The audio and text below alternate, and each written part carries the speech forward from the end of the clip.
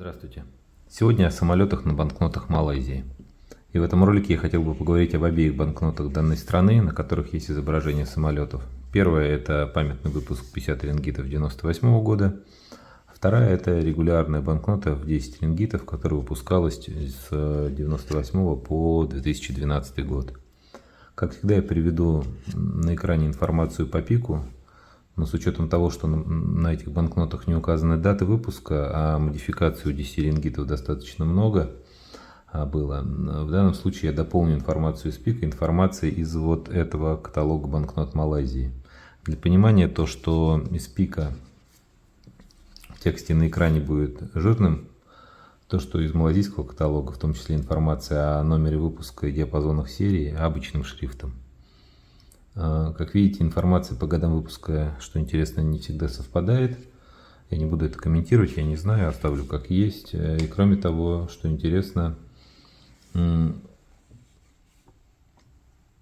пику вот эта последняя модификация этой банкноты, самая распространенная с голографической полосой по правому краю, она по пику относится к отдельному выпуску, то есть имеет отдельный номер 46, а по малайзийскому каталогу деление идет по выпускам в привязке к подписи на банкноте. То есть обе банкноты с одной и той же подписью, с полосой и без нее, они относятся в малайзийской классификации к 1/11 выпуску 2000 года. У меня получается, что есть вот эта вот банкнота, которая по пику имеет номер 42C, то есть третий выпуск, да, банкноты этого номинала. А вот эти две — это тот самый отдельный выпуск 46 с голографической полосой. Почему у меня их две? Очень просто, и, собственно, достаточно любопытно. В свое время искал более ранний выпуск, заказал у продавца, хотел купить, мне он прислал ошибочно последний, самый распространенную модификацию. Обсудили разницу, продавец мне в цене вернул, поэтому я не в претензии. Зато когда начал сравнивать с уже имевшейся у меня банкнотой, оказалось, увидел, что Бона, которая с более поздней серии N, да, по сравнению с F, более ранней, она напечатана на другой бумаге. Бумага разная, не знаю, насколько это здесь можно показать сейчас. То есть вот эта более ранняя серия, она на простой бумаге, а более поздняя, она более плотная на ощупь и, очевидно, с лаковым покрытием. Не знаю, блестит, не блестит здесь. Я, конечно, каплю воды здесь не буду капать на ту и на другую. Но даже по оттенку, я надеюсь, видно, отличается. Даже если взять вот эти две более ранних, они на одинаковой бумаге. Вот это она на... Прям очевидно другой по блеску, по структуре. В общем, решил я оставить себе обе эти банкноты. Хотя нигде информации о разных вариантах бумаги я для них не смог найти. Не получилось. Но возникла у меня еще одна такая мысль, что может быть это связано с тем, что поменяли принтеры в какой-то момент. В частности, ведь известно, что Гознак печатал рингиты этой серии, не десятки, достоверно известно о сотнях, например, да, что 100 рингитов печаталось в Перми, на Пермской печатной фабрике. Возможно, и по десяткам потом когда-нибудь скроется информация дополнительно будет уже как отдельная модификация. Не знаю. Для меня очевидно, что банкноты разные, поэтому у себя оставил две. Это так, совершенно случайным способом обнаружилось. Повторюсь, что все это мои догадки и предположения про принтер. Не знаю, официально нигде не сказано. Хотя Гознак говорил в интервью, что печатал для Малайзии боны, но нигде не говорилось, какие именно номиналы и каких лет выпуска. А остальные более ранние выпуски этого номинала я тоже постараюсь со временем себе найти, потому что с точки зрения бонистики они существенно отличаются друг от друга, не только тем, что там разные подписи, но и тем, что подписи размещались не по центру, а с левой стороны, сбоку, так называемые боковые подписи. И на обороте этот арабский текст, он тоже менялся в нескольких выпусках отличался друг от друга. Вот. Такая вот интересная история. Не просто с первого раза с ними разобраться, с этими десятками, но я постарался. И всю информацию максимально выложил вам на экран. Что касается 50 рингитов, то это полимерная банкнота, как известно. Она, как и большинство полимерных банкнот 90-х годов, напечатана в Австралии. Также, как и целый ряд аналогичных банкнот, является первой памятной, одновременно первой полимерной банкнотой своей страны, соответственно, в данном случае Малайзии. То есть ситуация на самом деле очень похожа на памятные выпуски Индонезии, например, Шри-Ланки, о которых я говорил в своих предыдущих роликах. Первая памятная и первая одновременно полимерная. И судьбы на самом деле немного даже схожи. Сейчас расскажу. Судьба данного выпуска, она следующая. Несмотря на то, что вот в буклете, вся она продавалась в буклете. Здесь вот в буклете у нас мы видим такую скромную фразу, что банкнота выпущена в ограниченным тиражом. На самом деле тираж ее 500 тысяч экземпляров, 500 000.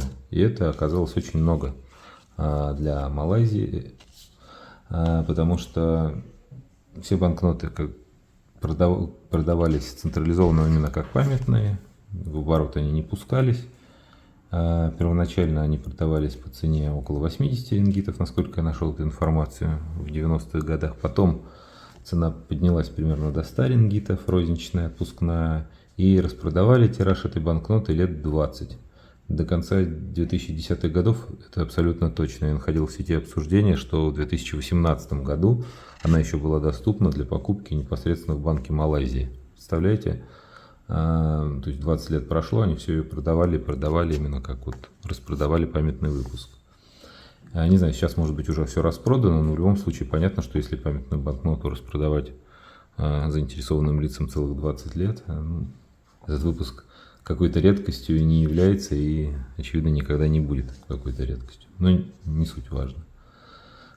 Главное, что с точки зрения авиационной тематики эта банкнота достаточно любопытна. Здесь, если присмотреться, есть целых два изображения, связанных с авиацией.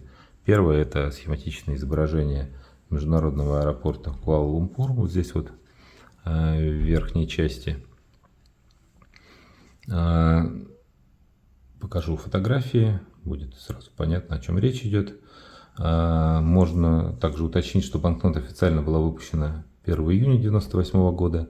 Открытие этого нового аэропорта состоялось в конце того же месяца, 27 июня 1998 года, а игры, которым посвящена банкнота, проводились в сентябре, буквально через несколько месяцев. То есть все это делалось одновременно практически, и понятно, что изображение нового аэропорта, открытого непосредственно перед играми, было размещено на банкноте. Одновременно, наверное, понятно, почему оно такое схематичное, потому что на момент разработки дизайна банкноты аэропорта еще не существовал, он еще не был открыт официально, то есть еще только строился. А вот второе изображение, здесь мы на самом деле самолетов не видим, и, может, вы знаете, я не кладу в альбом банкноты с авиационными темами, но когда нет непосредственно летательного аппарата. Здесь, да, есть рукава, здесь есть здание аэропорта, но ни одного самолета нет. Где же здесь самолет? Самолет вот здесь, вот на этом изображении. Это вот это боковое второе изображение, как описано в буклете. Это впечатление художника, тоже покажу. Вот здесь, где у нас это. Это вот здесь вот об этом говорится. Как это перевести? Это впечатление художника от так называемого, как он тогда назывался, мультимедийного суперкоридора, который соединял... Это такая особая экономическая зона и деловой район высоких технологий в Малайзии в то время, который включал в себя несколько городов, которые здесь перечислены, и через которые проходила дорога из аэропорта в столицу страны, в Куала-Лумпур. То есть здесь мы видим как раз такое, знаете, в качестве символического изображения аэропорта и дороги из аэропорта в город, в столицу, в качестве изображения аэропорта мы видим вот здесь, не знаю, силуэт самолета, спереди или сзади, не знаю. Вот изображение самолета точно есть. Именно поэтому я и считаю эту банкноту как тот экземпляр, который должен быть в альбоме на авиационную тему. Я не возьмусь утверждать, что это за самолет, как минимум потому, что художник ограничился очень схематическим изображением, который при ближайшем рассмотрении на самом деле вызывает массу вопросов, как видите, как минимум потому, что здесь вообще непонятно, где здесь двигатели и сколько их, он их вообще не нарисовал. Я могу только очень осторожно предположить, что это может быть схематичное и не очень точное изображение Боинга 37 777, о котором расскажу позже. Но это только мое очень осторожное предположение. Ну, давайте вот ради интереса сравним, не знаю, насколько вы увидите сходство или не увидите. Ну, неважно, я здесь не берусь ничего утверждать, именно применительно к этому самолетику.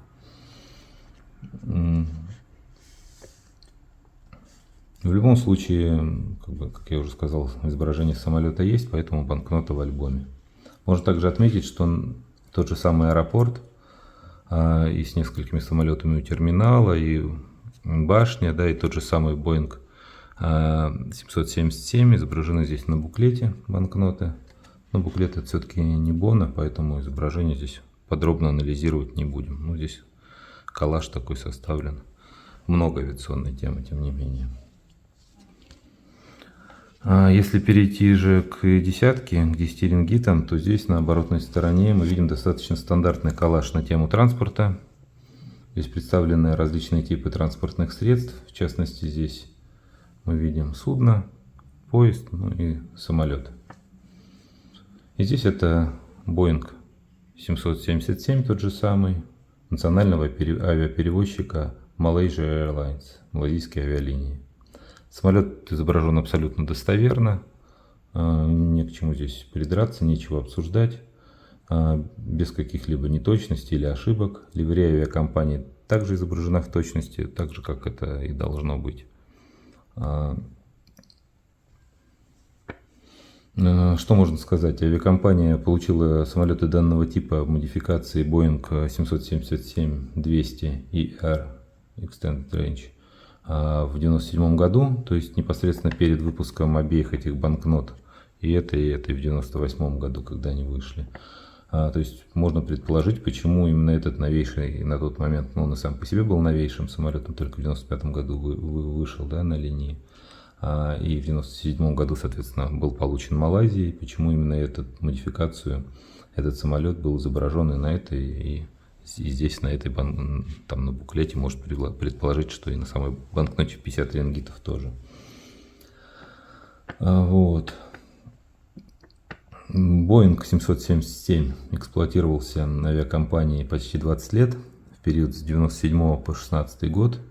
Всего в парке компании было 17 таких машин, но и, к сожалению, именно с самолетами этой авиакомпании связаны две самых больших катастрофы в истории Боинга 777. В марте, ну, об этом нельзя не сказать, хоть как бы это ни было печально. В марте 2014 года пропал с радаров над Южно-Китайским морем и впоследствии так и не был найден Боинг рейса MH370. А через несколько месяцев после этого, в июле 2014 года, произошла трагедия, которую знают, наверное, абсолютно все. Именно такой Боинг 777 авиакомпании Malaysia Airlines, малайзийские авиалинии, на рейсе MH17 был сбит над Донбассом. Вот такая вот не очень веселая история получилась. Спасибо, увидимся.